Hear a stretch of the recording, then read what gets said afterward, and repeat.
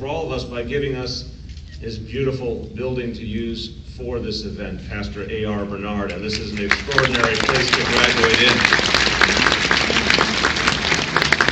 I want to thank some of the people who are on stage, and I want to say back in a certain day in 1969, two gentlemen on this stage graduated in the same class. It must have been a very, very good class, because one of them is our current Fire Commissioner, Sal Casano, and the other is our next Fire Commissioner, Dan Nigro.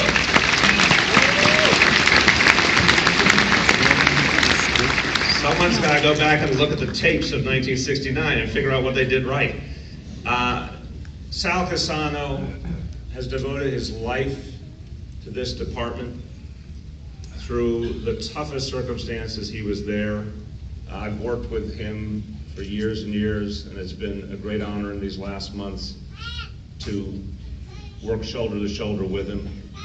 And I have to tell you, someone who gives their life to this department is someone special. Also, let's thank him for all.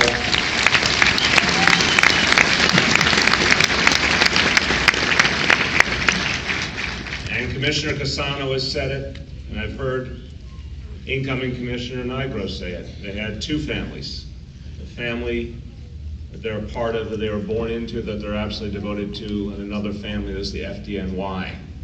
And that sense of absolute and total commitment runs through both of these gentlemen. They're extraordinary leaders. Dan Nigro is someone who has proven himself time and time again in this department.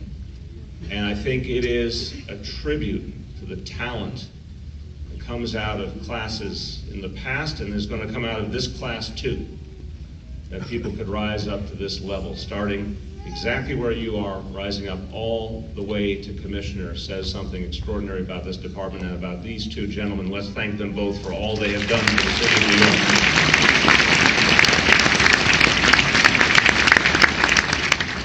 I want to thank First Deputy Commissioner Don Schack, and I want to thank Chief of Department Edward Kilduff, all of the Deputy Commissioners and Chiefs and other dignitaries on the stage.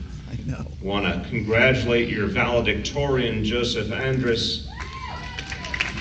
All right, his family is representing, very good. I want to thank my friend Steve Cassidy, who has been an honor to work with for many, many years. Thank you for your leadership of the UFA.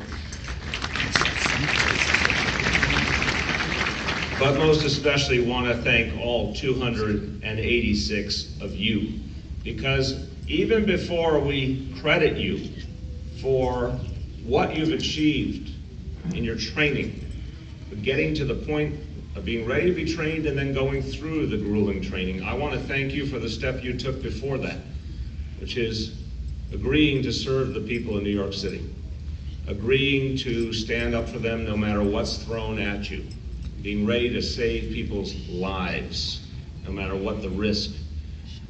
You're special men and women for having that commitment to begin with, let alone for going through this extraordinarily rigorous training and coming out successful.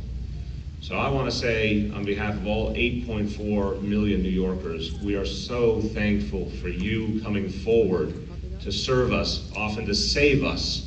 It is the most powerful thing you can do to serve your fellow man and woman, and you've made that decision, and we thank you for having that courage.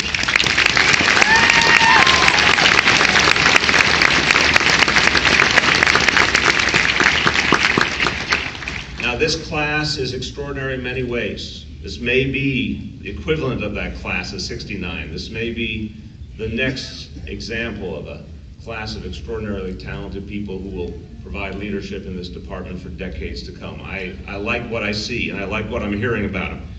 100 of you are veterans of the armed services. Let's thank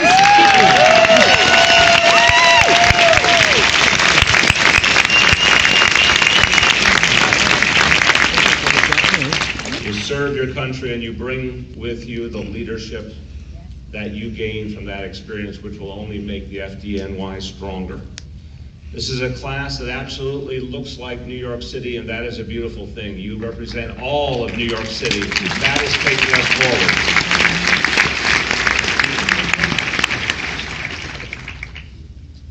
And this is another step towards a stronger FDNY, an FDNY that recruits the very best from all of our neighborhoods, from all walks of life, to build the strongest ability to protect our people.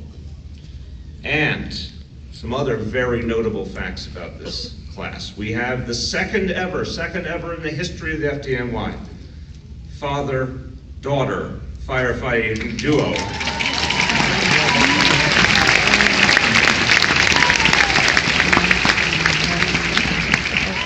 Graduating firefighter Charlotte Shannon, following in her father's footsteps. She comes from a very loud family, and that's a good thing. Her father, Kevin Shannon, of Ladder 121 in Queens, has served for 31 years. God bless the Shannon family.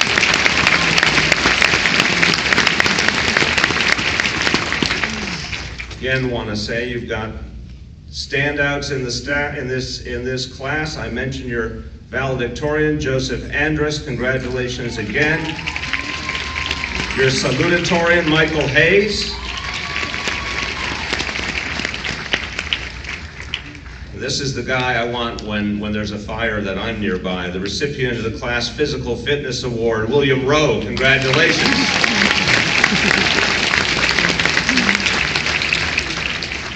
So it's been 18 weeks, but not 18 weeks of sitting in a classroom watching videos or reading books. 18 weeks of thousands of push-ups and sit-ups, climbing staircase after staircase with 100 pounds of gear on your backs.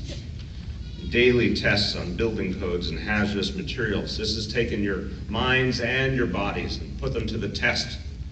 And you came through it. You should be proud of it. It's not easy. A lot of people couldn't do it, but you could. And we are so proud of that. It's not easy, and that makes this day even sweeter for what you've accomplished. Your family, your friends stood by you, urged you on, believed in you, and now you're going to need that help and support ever more because you're going into action. This is when it gets hard. It's true, when you're on the firing line out there saving lives, when the going gets tough. But you know you've gone through all the preparation. You know you're right for the job. You know beside you will be members of this service ready to stand up for you and protect you and be your comrades in arms. So this is an amazing moment because of the journey you've traveled and because of what you're about to begin. Let me give an example from last year's class. Ryan Blackwell of Engine 62, he sat here last May, then barely 4 months after graduating. His engine was called to respond to a fire in an apartment building in the Bronx. He braved heavy flames, thick smoke, and zero visibility without the protection of a hose line to be able to find his way, and still was able to rescue a woman who had fallen unconscious and save her life. And then after he ensured that she was safe and she was receiving medical treatment, Ryan went right back into that building and resumed his duties. That is the caliber of the FDNY. And that's what you will be able to do as well.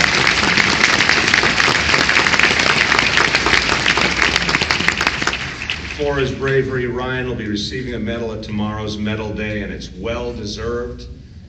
And Ryan, too, is carrying on his father's legacy.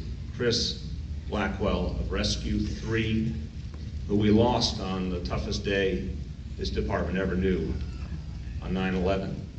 But the family legacy carries on, the commitment carries on. And that's what's so extraordinary about this department. So, you're ready. You're ready for some of the most important work that is done by anyone in this city. And we have confidence in you. Your instructors have made sure you are up to all that will be ahead of you. And I just want to let you know once again, we appreciate you. We really appreciate what you're doing for this city and its people.